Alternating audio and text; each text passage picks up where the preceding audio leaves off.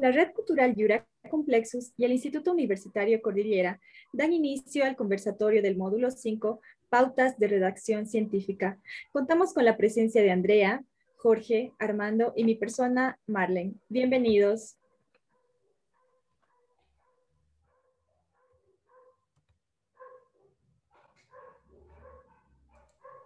Buenos días, Andrea, Marlene, Jorge, y vamos a tener nosotros el día de hoy un conversatorio que nos va a acercar un poquito a las normas de las pautas de la redacción científica, ¿sí?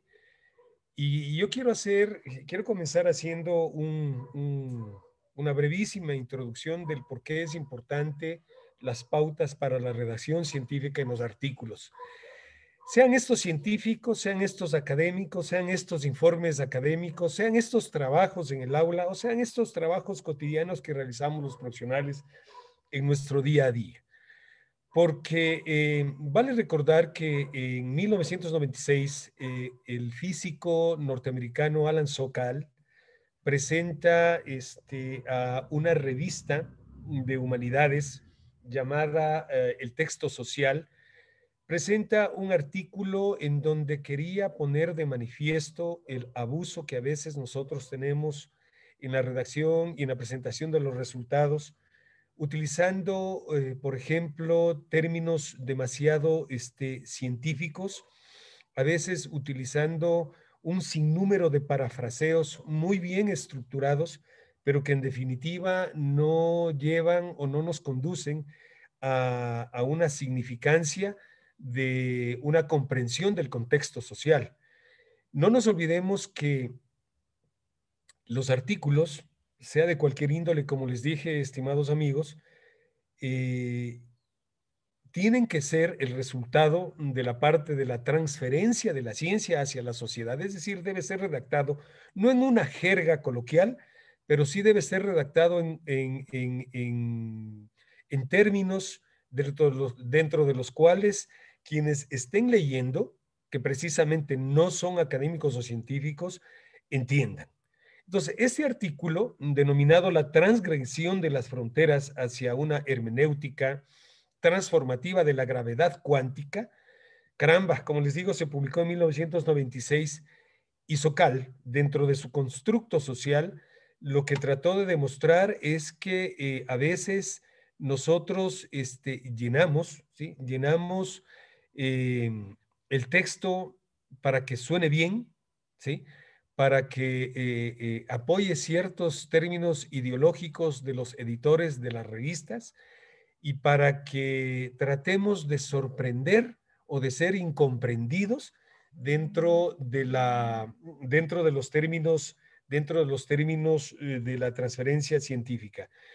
Entonces, sí, precisamente este conversatorio, Jorge, que nos trate, y Jorge y compañeras y amigas, que nos trate de acercar un poquito hacia dejar de cometer algunos errores que puede transformarnos o que puede transformar a nuestro trabajo de investigación, a nuestra parte de resultados, en una cantidad de párrafos, en una cantidad de escritos, en una cantidad de tablas, en una cantidad de fórmulas que no nos conduzcan a un verdadero entendimiento. Por lo tanto, sí, y yo quería que comencemos el conversatorio, perdón por el yo, más bien dicho, queríamos comenzar el conversatorio abordando estas famosas imposturas intelectuales de Alan Sokal, que por cierto estamos nosotros ahí visualizando o tenemos en el curso la descarga de lo que estamos nosotros hablando, Jorge, por favor. Gracias, mi estimado Armando. Muy buenos días, buenas tardes, dependiendo de la hora que nos oigan. Mira, sí, habíamos pensado aquí ya en el grupo de trabajo la necesidad que teníamos al introducir prácticamente en la mitad de este curso de sistemas de investigación, introducir la idea de manejar el tema de pautas de redacción científica. No, por favor, y esto quiero aclararlo, no bajo el contexto de que vamos a ceñirnos estrictamente a ciertas normativas de escritura, porque no necesariamente el curso se trata de eso, sino más bien desde una perspectiva muy, pero muy de editores, digamos así, de personas que hemos hecho algunas revisiones. Queríamos plantear algunos temas sobre los cuales habría que tener mucho cuidado en el momento de comenzar a generar la redacción. Y ojo que la redacción deberá engendrarse en cualquiera de los tipos de artículos que nosotros planteemos, ya sea en una revisión de literatura o en estudio empírico, siempre habrá que manejar redacción. Entonces, por favor, primero hay que tener mucho cuidado con estos contextos. El por qué introducir o el por qué poner a Alan Sokal dentro del contexto de las imposturas que él planteaba, básicamente vienen por el hecho de que nosotros debemos tener, ya como escritores o como investigadores, ciertos cuidados alrededor de lo que escribimos, ¿sí? Ciertos cuidados.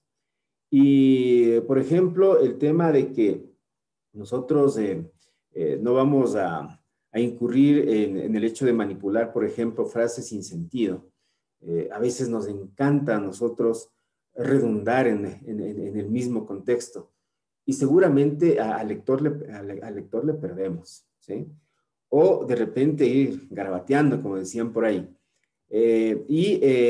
Adicionalmente empezar a querer impresionar, digamos así, impresionar con aquello que nosotros estamos escribiendo, porque mientras más difícil sea la comprensión para el público común y corriente normal, más científico soy. O sea, que es un tremendo error. Entonces, también se caen errores, por ejemplo, en cuanto al número de citas que se manejan. Si bien es cierto, a nivel de revistas científicas, se nos imponen ciertos parámetros. Dicen, algunas dirán, ¿sabes qué? Mínimo 30 citas, por ejemplo. De repente, también entramos en el lado de que por empezar a citar mucho, ¿sí? Por empezar a citar demasiado, tal vez nosotros pensamos que todo el artículo son citas, ¿sí? Todo el artículo es cita tras cita, tras cita y tras cita. ¿Y dónde está el aporte? ¿Y dónde está la coyuntura? ¿Y dónde está la interrelación que nosotros podríamos hacer entre lo citado? ¿Y dónde está el conocimiento? Miren que es muy importante que en el momento que empecemos nosotros a engendrar una redacción, tengamos, por favor, un esquema lo suficientemente amplio como para poder abordar la temática. Es decir, vean qué bueno sería que nosotros empecemos a estudiar ciertas escuelas de pensamiento. Qué bueno sería que yo tenga muy claro las teorías que cobijan a un área de la ciencia. Qué bueno sería que nosotros empecemos a elucidar nuestros pensamientos alrededor precisamente de aquellos elementos del estado del arte que ya haya identificado previamente. Pero antes de escribir, por favor, yo tengo que tener las ideas bien claras. Como decía Morán por ahí, decía, hay que tener la cabeza bien puesta, ¿sí?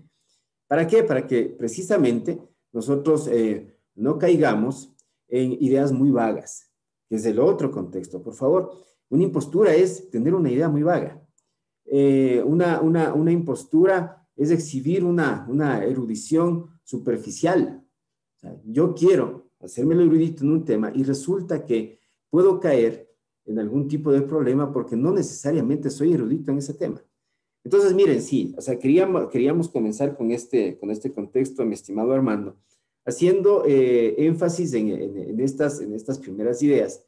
Y por favor, aquí, si bien es cierto, le estamos sesgando un poquito al pensamiento de Sokal, porque claro, el pensamiento de Sokal iba mucho más allá de esto que nosotros les estamos diciendo. Pero bienvenido sea este breve introductorio para que nosotros simplemente pongamos sobre alerta aquellas condiciones sobre las cuales podríamos incurrir una vez que nosotros empezamos a generar esta tipología o estos criterios sobre la escritura científica, mi estimado Armando. Quería, Sí, disculpen compañeros, lo que realmente sí me llamó la atención de este caso de Socal es que él logró convencer a esta revista que la publicara. Entonces eso es importante destacarlo, ¿no? Y usando este lenguaje como exagerado, tal vez en algunos casos la han calificado como disparatado, como pseudocientífico, logró convencer que se publique su obra con mucho lenguaje, mucho tecnicismo, que es lo que realmente hacen referencia Armando y Jorge, ¿no? Que eso es lo que hay que evitar. En ciencia hay que tener un lenguaje súper claro y concreto. Y por más que tengamos algunas cuestiones técnicas, tenemos que saber llevar un hilo conductor, una coherencia en nuestros textos. Ese es el fin de topar este tema de Socal, ¿no? Que es un caso muy, muy particular. Armando. Andrea, es que es importante mencionar porque el mismo Sokal lo manifestó, ¿no? Sokal lo llamó a un sinnúmero de ideas sin sentido, textualmente Sokal lo llamó así, que su artículo fue un sinnúmero de párrafos y de ideas sin sentido, y que lo que trató de denotar es precisamente es que las revistas se ciñen a ciertas políticas editoriales, ¿no? Dejando de lado lo que dije hace un momento, perdón por volver a insistir, ¿no? A veces creemos que porque escribimos muy bien en prosa o en verso, ¿no es cierto? Y porque nos suene agradable al oído, muchas veces creemos que estamos manifestando alguna cosa. Yo le compararía a Sokal más o menos con el léxico de Mario Moreno Cantinflas, ¿no? Es decir, que hablaba mucho y no decía nada, ¿eh? Que hablaba mucho y hablaba sin sentido, guardando el respeto, por favor, entre el uno y el otro, ¿no? Pero lo que debemos tratar de evitar y encontramos, nosotros pongámonos a visualizar ciertos trabajos, verán que no pongo nombres ni de revistas, ni, ¿no? Y precisamente por eso es que Wikipedia, a pesar de que algún rato en el conversatorio, que en los conversatorios que hemos venido teniendo, Wikipedia es una demostración de una investigación comunitaria, no todo lo de Wikipedia es aceptado, ¿no? Porque cualquier persona tiene la posibilidad de subir algún tipo de información, ¿sí? De subir algún tipo de información que precisamente es lo que hace Sokal, lo que quiso demostrar. Y entonces sí, en este sentido lo que nosotros queremos a través del seguimiento de este curso es que no estamos en esta pseudoescritura, en estos pseudo artículos y en estos pseudos resultados, ¿no? Y es por eso que la importancia de estas pautas para la redacción tienen que ser visualizados desde los errores, pero los errores pero más comunes que nosotros cometemos, a más de lo que tenemos en la diapositiva, ¿sí? A más de lo que nosotros tenemos en las diapositivas, nosotros podríamos hablar de una sintaxis descuidada. Es decir, cuando no se revisa, ¿sí? Cuando no se revisa cuidadosamente el orden de las palabras. Cuando nosotros no tenemos un orden de las palabras, vamos a caer seguramente en escribir muchas oraciones deficientes, lo que decíamos hace un ratito. Escribimos mucho, pero no decimos nada. O como Andrea, usted decía, escribimos párrafos de una hoja, o lo más grave, ¿no? O lo más grave, copiamos párrafos demasiado extensos, perdón, referenciamos. No es la palabra copiamos, perdón, referenciamos párrafos de más de 800 palabras, que ya pierden el sentido realmente de ser un aporte, ¿sí? Que ya pierden de ser un aporte y se vuelve más bien en algo confuso para el lector, porque el lector realmente a veces no tiene o no puede entender. Esto también se debe, por ejemplo, a una hilarante, ¿sí? A una hilarante puntuación deficitaria, deficiente. Y ahora entendemos, ahora, quienes estamos sobre todo en academia, entendemos la importancia que tenía la gramática y la redacción en escuela y en el colegio, ¿sí? En escuela y en el colegio, que nos mandaban a hacer los resúmenes de los libros, pero no solíamos hacer resúmenes, solíamos hacer copias. Porque cuando leemos, aprendemos signos de puntuación, aprendemos dónde va una coma, cuál es una idea, cómo está estructurado un párrafo, cuáles son las características del párrafo, cómo evitar una cacofonía, cómo evitar una redundancia, etcétera, ¿no? Entonces debemos tener sentido, por ejemplo, ya en la diapositiva en la que estamos abordando, que el párrafo tiene una estructura, ¿sí? Que el párrafo tiene una estructura. Que, por ejemplo, la estructura del párrafo debe tener entre 3 y 4 oraciones. Y precisamente esas 3 o 4 oraciones deben estar conectados con signos de puntuación, ¿sí? Deben estar conectados con signos de puntuación. Debemos evitar los parrafitos que decíamos, párrafos de menos de 3 líneas o párrafos de una hoja, ¿sí? Debemos entender en la redacción que debe existir una continuidad de ideas. Y la continuidad de ideas nos permite realizar el uso adecuado y acertado de conectores de investigación, ¿sí? Seguramente más adelante en el curso o seguramente luego de este conversatorio, nosotros vamos a poner como soporte también algunos listados de los conectores apropiados. Porque ¿qué es lo más común que nosotros encontramos? Estamos hablando de un párrafo, ¿sí? Ejemplo, las teorías del comercio internacional nos conducen a denotar que existen varias propuestas o que existen varios autores. Es así que la teoría de la ventaja absoluta, y ponemos un concepto de ventaja absoluta, ¿no? Y al siguiente párrafo nos quedamos sin ideas y comenzamos a hablar que las exportaciones en el Ecuador, o sea, no tiene sentido. No tenemos un seguimiento, una secuencia, una hilaridad, ¿no? De que nos vayan denotando, y es lo que precisamente hizo Socal. Por eso quiero manifestar por tercera vez, no es que nos hemos casado con Socal, ¿sí? Pues no es que hemos limitado a Socal. Socal fue de esos científicos que se atrevió, ¿sí? Que se atrevió a poner de manifiesto que las más prestigiosas revistas de investigación de ciencias humanas, ¿sí? Podían publicar cualquier cosa que nos parezca que tenía por ahí los famosos adornos, ¿no? Si Jorge, tú recuerdas, para darte el paso para que sigamos con las expresiones coloquiales, una de las cosas de los antimorinistas, hablando de Edgar Morán, es precisamente su lenguaje demasiado científico, que a veces le critican, ¿no? Porque nosotros nos ponemos a leer cualquiera de los libros de Edgar Morán, sobre todo los 6 tomos del método, caramba, y hablamos de física cuántica y de química cuántica, y hablamos de las leyes de la termodinámica, y claro, eso para un común y corriente investigador te bota un poquito de bruces. Quisiera que continúes, Jorge, con la parte de las expresiones coloquiales, por favor.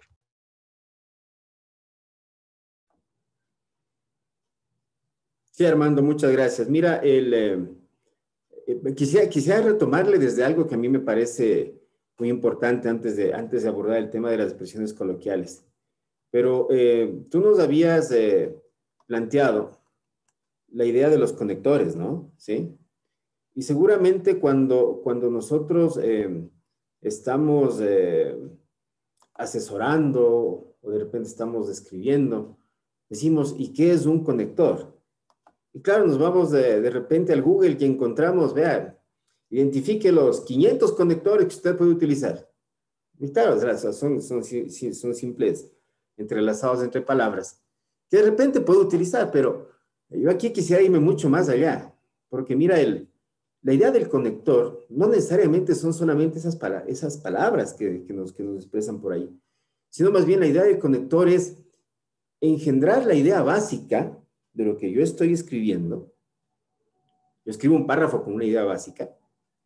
Luego voy a citar otro párrafo que también tiene otra idea. Y de repente el conector no es solamente la palabra.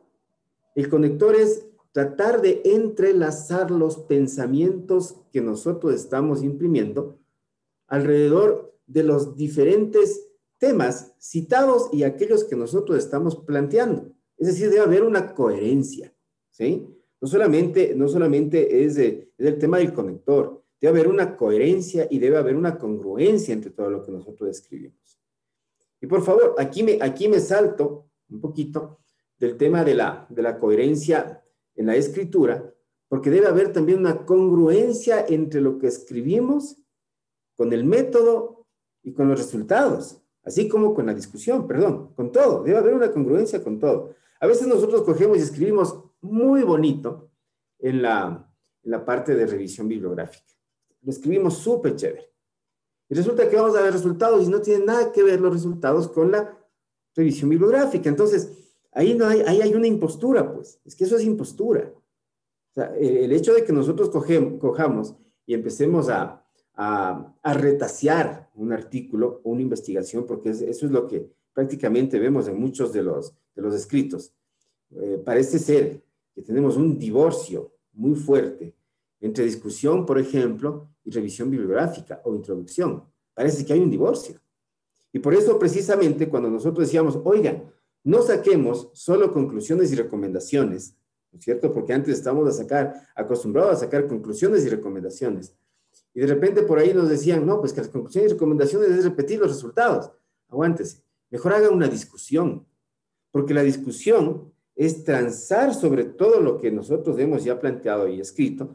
Y bajo ese escenario nosotros le damos una coherencia técnica, por favor. Le damos una coherencia técnica a nuestro artículo.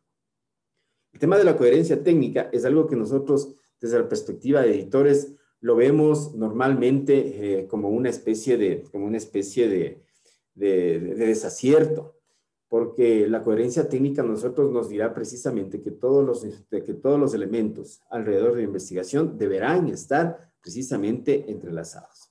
Y después sí, para pasar al tema que me pides, Armando, de las expresiones coloquiales, ¿no? Por ejemplo, el tema de usar mucho contextos de informalidad, ¿sí? O el tema de empezar a manejar esas jergas que se tiene alrededor de ciertas profesiones, que hacen que las investigaciones se reduzcan precisamente a tratar de orientarle a ciertos nichos preferenciales, a ciertas personas que aparentemente entienden sobre cierta área, de tal manera de que nosotros prácticamente estamos escribiendo para un grupo reducido de personas. Y seguramente ahí también encontramos nosotros una impostura de la ciencia, porque la ciencia sin conciencia significa que nosotros escribimos ¿para quién? Para nosotros mismos, para nuestra jerga. Y mientras más difícil escribamos, más contento me siento, pues. O sea, esa es la impostura que nosotros estamos pensando dentro de esta temática. Ahí, por ejemplo, el pensamiento complejo tiene un problema, ¿no? Ahí tiene un problema. Porque miren, nos casamos con una serie de autores que van manejando sus pensamientos hermenéuticos, sus pensamientos de la termodinámica, sus pensamientos así, ¿no? O sea, seguimos hablando de una serie de cosas. Y no sé si hay imposturas cuando estamos utilizando esos lenguajes, ¿sí?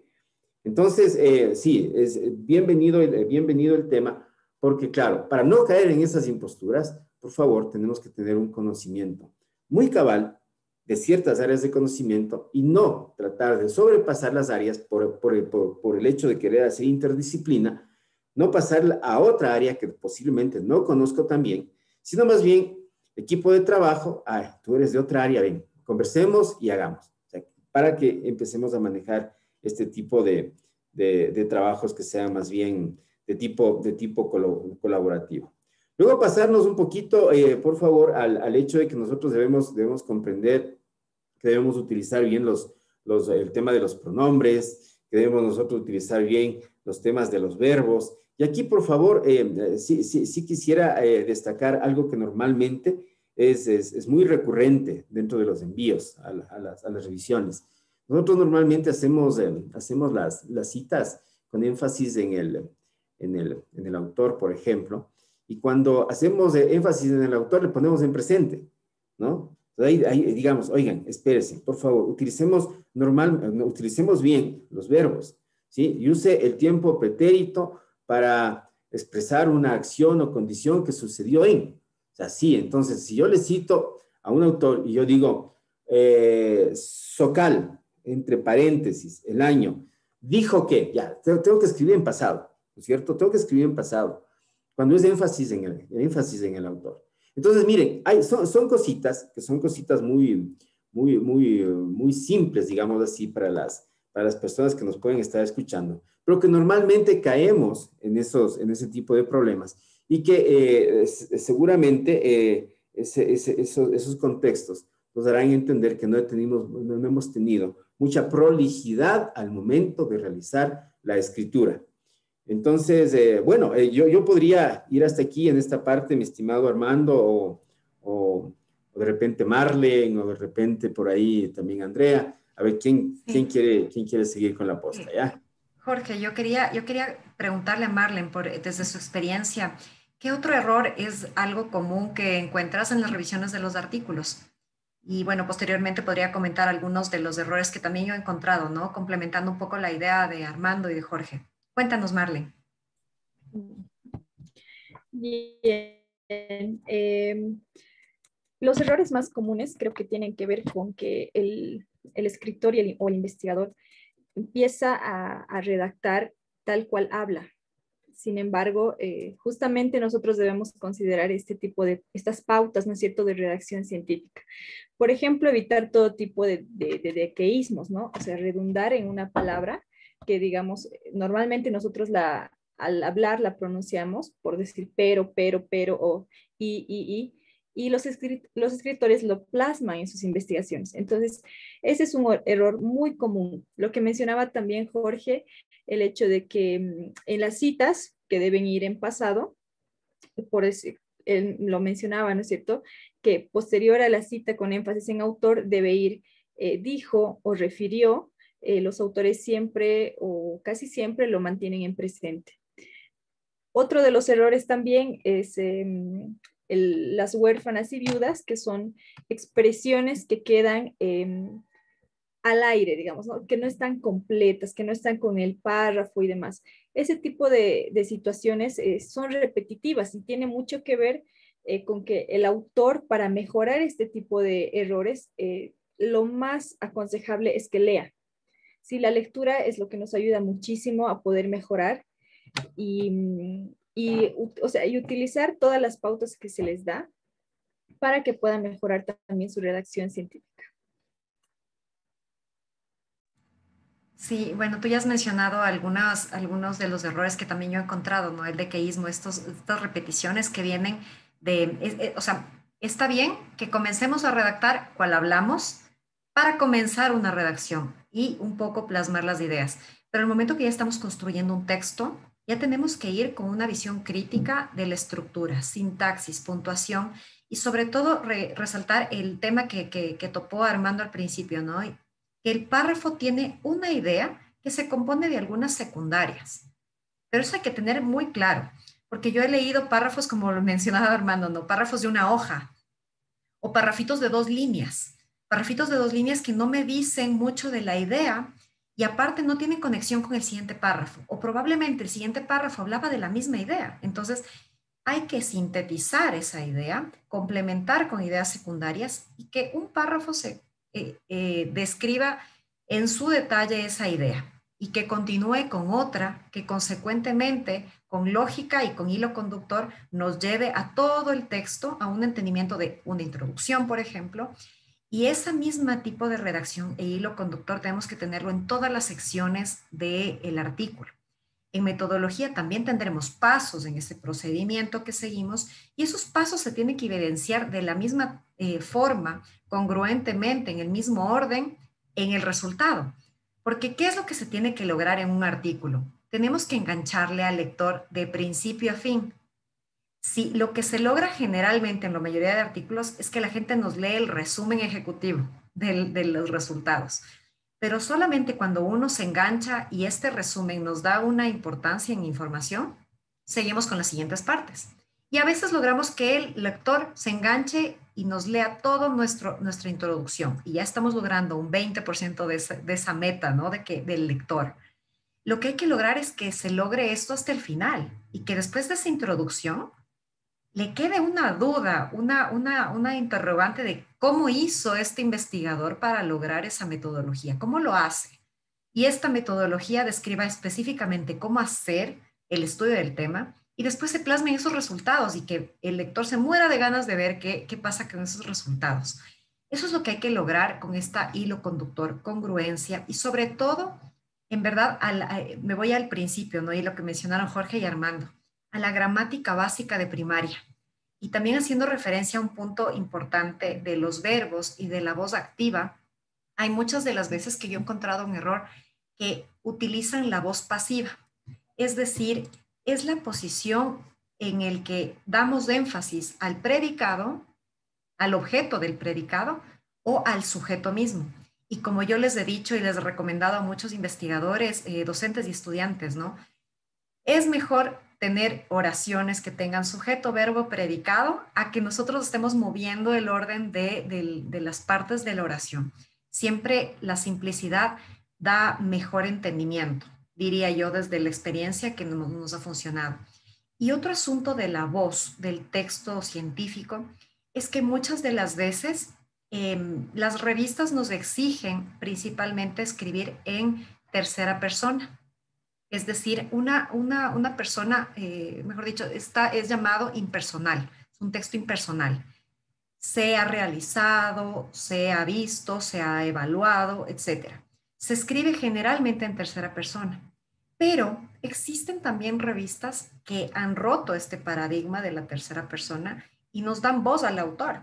Si soy solo yo, la persona que tuvo un resultado en una investigación, pues hay revistas que permiten escribir en el yo, en escribí, describí, desarrollé, etcétera, o en el nosotros, en el equipo de trabajo. Eso solamente como una cuestión que yo he visto, muy pocas revistas de ciencias sociales, les soy sincera, la gran mayoría nos exige escribir en tercera persona, que es algo que se ha instaurado mucho, es una impostura de la ciencia también. No sé si alguien quisiera comentar alguna otra error que han encontrado en sus textos. Más que comentar, siguiendo en el conversatorio, más bien diría mi estimada Andrea, ¿no? Porque usted termina diciendo dos cosas importantísimas al final de su intervención y que debemos recordar que las revistas tienen sus políticas editoriales, ¿sí? ¿Sí? Sus políticas editoriales. Las universidades y los institutos universitarios, en este caso como el Cordillera, que es un instituto universitario de los pocos, por cierto, ya salió por ahí también una publicidad, ¿no? De los pocos que son institutos universitarios, tienen sus propias normas y tienen sus propias reglas. Eso también puede conducir a veces a confusión en los autores, ¿sí? Puede conducir un poquito a confusión en los autores. Así es que, hablando de la lectura que también decía Marlene, qué importante, ahí la importancia de leer, es que Andrea, usted decía la voz con la que debemos escribir, recordar el uso de los verbos pasado, presente y futuro, o nos destruimos cuando nosotros escribimos con los famosos ejemplo verbos en pluscuamperfecto, ¿no? Que nos decían, caramba, ¿no? Y esas son las cosas que a veces nos conducen por comodidad y por desconocimiento, nos conducen a cometer este tipo de errores, ¿no? Y por eso es que precisamente nosotros tenemos en la siguiente pantalla las pautas, las consideraciones adicionales, que no es que las vamos a leer porque están ahí para que ustedes las lean, sino más bien las vamos a comentar. Y aquí me gustaría a mí hablar, por ejemplo, del papel que desempeñan los correctores de estilos en las revistas científicas. Y si no son los correctores de estilos, los profesores guías, ¿sí? O los investigadores, si hablamos de institutos educativos, hablamos de los directores de los trabajos de graduación en un caso, y por otro lado hablamos del tribunal o de los profesores lectores asociados, ¿no? Que no es fácil, que no es sencillo, ¿no? No es fácil. A veces la labor de este corrector de estilos se vuelve invisible, pero a la misma vez incomprensible, ¿sí? Y ahí voy a poner, espero que no levante polémica con lo que voy a decir, pero ya saben que el polémico del grupo soy yo. Ahí voy a poner un ejemplo de la gratuidad de la publicación de las revistas. Particularmente como miembro, como parte de este equipo, yo he manifestado en varias oportunidades que no estoy de acuerdo con la gratuidad de la publicación, porque para quienes hacemos las labores de editores, o para quienes hacemos las labores de pares ciegos, o para quienes hacemos las labores de correctores de estilos, no es fácil, ¿sí? No es fácil. Es sentarte de manera, o al menos quienes hacemos publicaciones o tratamos de llevar la publicación a una parte seria y formal. Y creo que precisamente por esto es que IURA, como red, ha sido reconocida por las instancias gubernamentales del Estado ecuatoriano y por otras instancias, en este caso Bolivia, tenemos la participación en México y en la red latinoamericana, ¿no? Que tiene un componente de científicos, o por lo menos de investigadores peruanos, bolivianos, colombianos, mexicanos, españoles, argentinos, ecuatorianos, en fin. Y esa labor, porque esa labor, les digo, de la corrección de estilos es difícil. Muchas veces se rechaza un artículo y te ven como enemigo, porque te ven como enemigo. Muchas veces cuando el profesor director del trabajo de graduación está haciendo su labor y le dice, mira, necesito que revises la redacción, necesito que revises el contenido, necesito que revises las normas, el estudiante como que nos queda viendo un poquito mal, ¿no? Porque pensamos que es cuestión de escribir, ¿sí? Y cometer esas imposturas intelectuales, ¿no? Caramba, y dentro de esa incomprensión nos toca a nosotros luchar, ¿sí? Contra el ego mismo, contra el ego mismo de profesionales muy versados en sus temas, ¿sí?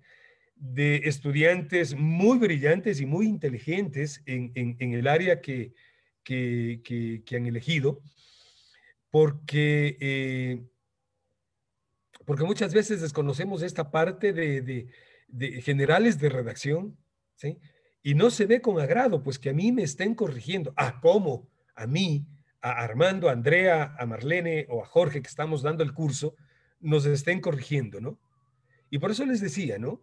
Y por eso les decía que choca cuando hablamos del papel que desempeñamos y sobre todo si debe ser gratis o no una publicación.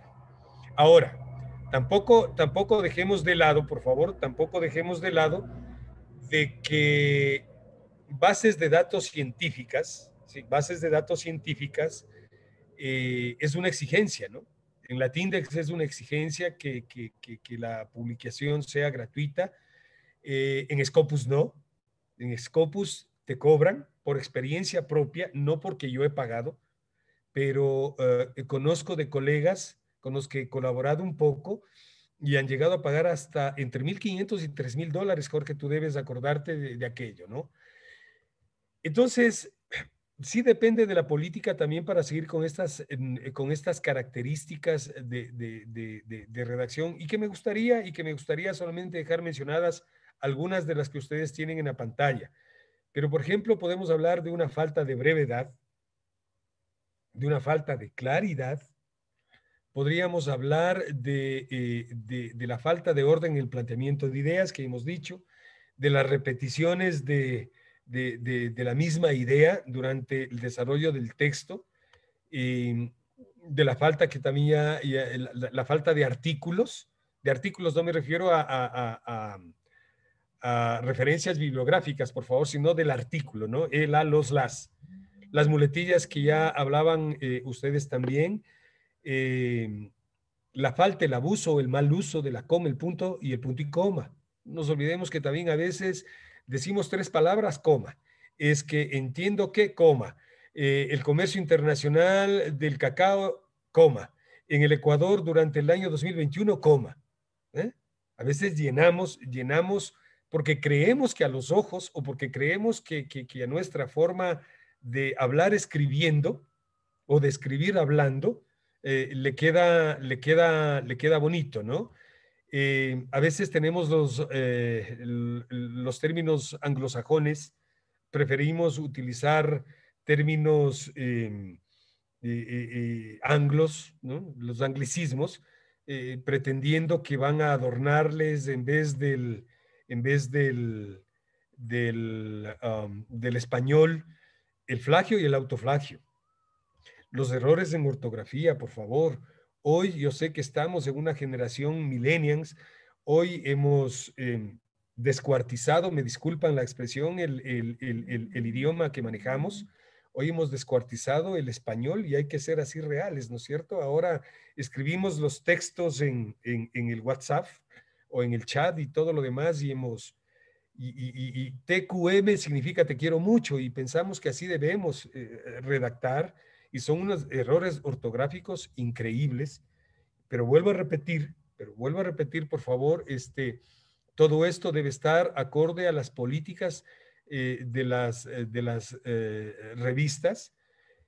No leer las bases de redacción es una cosa muy común que estamos acostumbrados a ver, o como Jorge decía, la falta de concordancia con la bibliografía.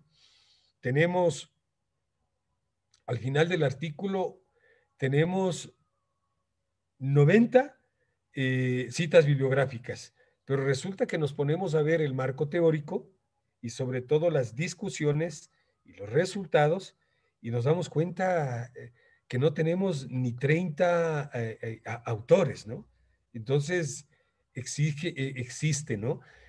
Aunque ustedes no lo crean, también uno de los graves problemas que tenemos nosotros en las imposturas científicas son llenarnos de gráficos y de tablas. Creemos que al llenar de gráficos y de tablas, nosotros hemos profundizado sobre todo en investigación empírica, una profunda investigación empírica, ¿no? Y no es así. Y no es así, la verdad, ¿no? O copiamos y pegamos tablas tomadas de literatura, ¿no? Que eso es, caramba, que eso es otro, sinceramente, ese es otro gravísimo, gravísimo problema que a veces nosotros tenemos, ¿sí? Y la falta de coherencia que ustedes ya hablaron, por favor, en el uso de los tiempos verbales. Nosotros Armando. debemos saber, ¿sí? Sí, perdón. Justamente has topado un tema muy importante que es el del plagio, ¿no? Y has mencionado algunos ejemplos del plagio directo, o sea, el de tablas, de figuras, etcétera. Yo quería mencionar un error común que también he encontrado y probablemente solamente nos damos cuenta cuando pasamos por un software que detecta plagio. Y es que generalmente todos los investigadores, todos los estudiantes, tenemos la exigencia después de hacer la tesis de hacer o queremos hacer un artículo, ¿no? Y creemos que todo lo que está plasmado en nuestra tesis, pues podemos usarlo porque nosotros mismos lo escribimos. Y lo que no sabemos y no tomamos en cuenta a veces es que esta tesis está en un repositorio digital. Y lo que pasa es que se da un autoplagio cuando yo tomo una frase, una oración o un párrafo o varios párrafos de ese texto que está en el repositorio y no me doy cuenta que cometo un fraude de reciclaje, llamémosle. Reciclaje de ideas que son mismas del autor, pero nosotros tenemos la labor de transformarlas, parafrasearlas y ponerlas en un texto nuevo que es nuestro artículo. Y eso es lo que pasa muy comúnmente. Hay veces que uno comete ese autoplagio sin saber que tenemos que parafrasearlo. Y esa es la importancia de mencionar esto, ¿no?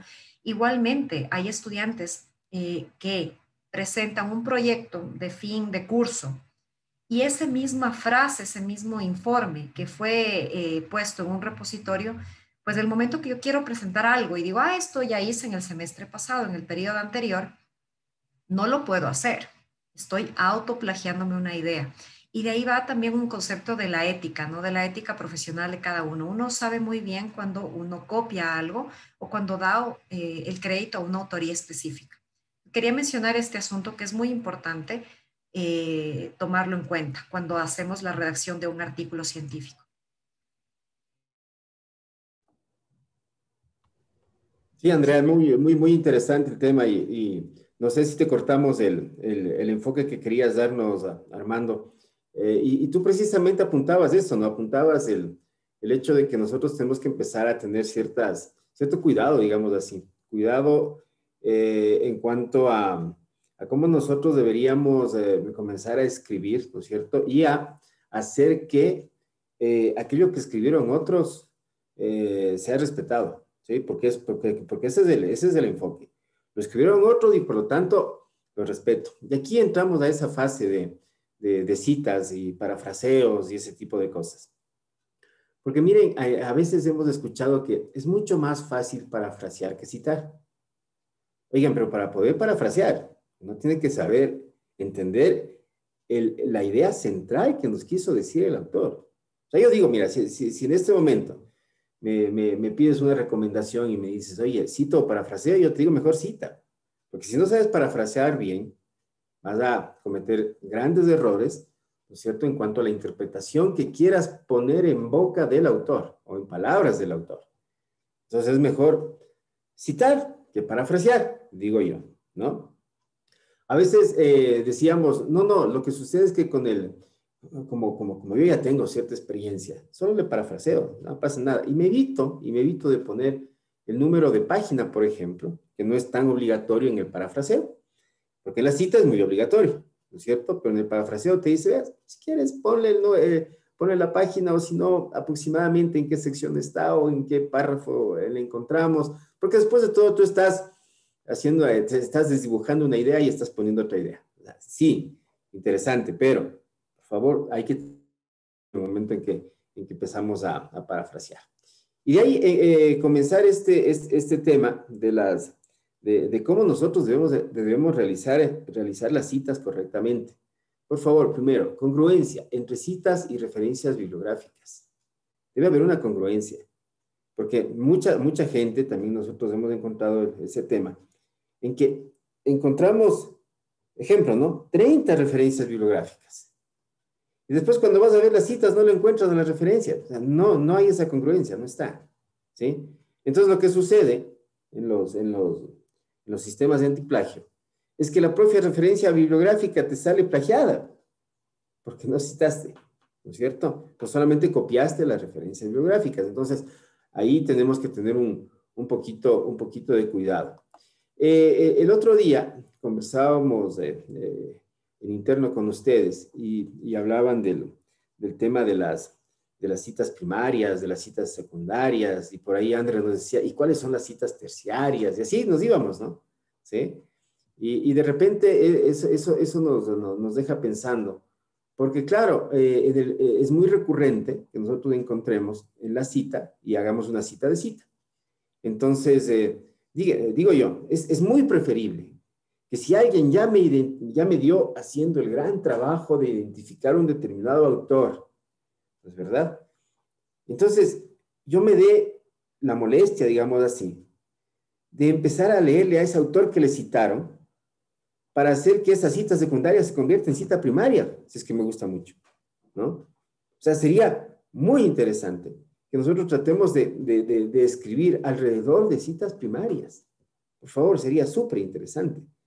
Entonces, eso nos va a dar cierto nivel inclusive de esfuerzo en cuanto a lo que nosotros estamos redactando, porque me di esa molestia de comenzar a hacer que mi curiosidad intelectual sea realmente una curiosidad intelectual, ¿sí? Para ir y llegar a los autores de primera mano, digamos así, ¿sí? Y entonces, en este ir y venir del tema de las citas y referencias, aparecen las citas textuales y aparecen las citas en bloque. No nos olvidemos que por aquí el único discriminante es o más de 40 palabras o menos de 40 palabras. Ese es el discriminante, ¿sí? Y que también en los de menos de 40 palabras utilizamos comillas, por ejemplo, ¿no? Y que los de más de 40 palabras tenemos que ponerle sangría francesa y tenemos que separarle del párrafo. O sea, empezamos nosotros a ver que hay ciertas posiciones que se manejan a nivel internacional alrededor precisamente de estos temas. Y que sí, miren, para seguir un contexto metodológico, digamos así, debemos tomar en cuenta, ¿sí? Porque sabemos que estamos inmersos en un pensamiento occidental, querramos o no querramos, y que el método científico se nos está imponiendo. Y si estamos, y si queremos hacer uso de ese método científico, seguramente también nos tocará allanarnos a las ideas de la escritura científica. Ya, vamos a suponer que manejamos ese contexto. Entonces, como nos van a revisar, por favor, pares y revistas a las cuales vamos a enviar nuestros trabajos. Y normalmente estas revistas están casadas con ese método occidental. Y normalmente, cuando esas revistas tratan de alcanzar sus indexaciones, también son medidas bajo parámetros occidentales, ¿no es verdad? Entonces debemos empezar a cumplir esos contextos. Si es que queremos que nuestros artículos les den precisamente la validez científica que quisiéramos darles. Entonces, miren, aquí nosotros les dejamos algunas ideas, ¿no? Son solamente, por favor, ideas dentro de lo que es las pautas de redacción científica, que de repente les va a servir como una especie de guía simplemente. Cómo manejar temas de tablas, cómo manejar temas de figuras, de qué tamaño deben ser las fuentes, cómo deben ir relacionadas las páginas de referencias, y así unas ideas muy generales, por favor, les estamos dejando aquí, de tal manera de que nosotros tengamos precaución, por favor, y de eso se trataba este módulo, precaución al momento de empezar a realizar nuestra escritura científica. Mi estimado Armando, y sí, por favor, mil disculpas por el corte que te habíamos hecho. No, tranquilo, más bien ya creo que vamos abordando la parte final. Y creo yo que hay que recalcar lo que manifestó también Andrea, ¿no? Nosotros por ley tenemos un sistema antiflagio llamado URKUND en la parte académica establecida por la CENESID, pero no nos olvidemos, por favor, que el URKUND es solamente un medidor, ¿sí? Es un medidor de similitud, ¿sí? De similitud. Es decir, y te da, ¿no? Y te da entre 0 y el 0 y el, me parece que es el 0 y el 8%, el 0 y el 10% para que pase el trabajo entre el 11% y el 20% para que sea reestructurado en cuanto a las normas APA y a la parte. Pero yo, aparte de eso, creo yo, a más de tener una exigencia legal, yo pienso que está también en la conciencia de cada una de las personas, ¿no? Si estamos hablando de imposturas intelectuales, yo creo que deberíamos llamar a más de revisar un poquito todo esto que nosotros estamos poniendo en el curso, yo creo que viene la parte de la ética intelectual, de la ética de investigación, de la ética académica, ¿no? Esto de referenciar o de autoflagio o de flaquear, creo yo que va más allá de que a nosotros nos puedan visualizar con un software o con una normativa legal. Creo yo que uno debe ser dueño de lo que escribe y dueño de sus palabras, ¿no? Dueño de lo que escribe y dueño de sus palabras. Y más bien yo al terminar esta parte de lo que estábamos revisando, creería yo que es necesario repensar la forma de escribir la parte académica científica y repensar en el asunto de respetar, ¿no? Porque es una forma también de respetar lo que otros ya han publicado, más allá del flagio o del autoflagio, por favor. Esa es mi reflexión final, estimados amigos. Marley.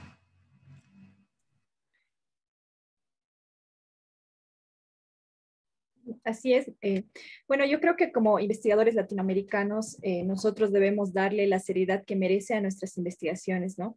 Cabe mencionar que en los distintos países, a través de distintas reformas, mencionan que los niveles educativos desde la secundaria han bajado, por lo que es importante que nosotros nos reeduquemos, estudiemos lo que es el manual APA, las normas de literatura, gramática, ortografía y demás, para que la producción científica de nuestros países sea de calidad. Agradecemos a todos los participantes participantes y esperamos que este converse diferente a pautas de redacción científica. Muchas gracias a todos.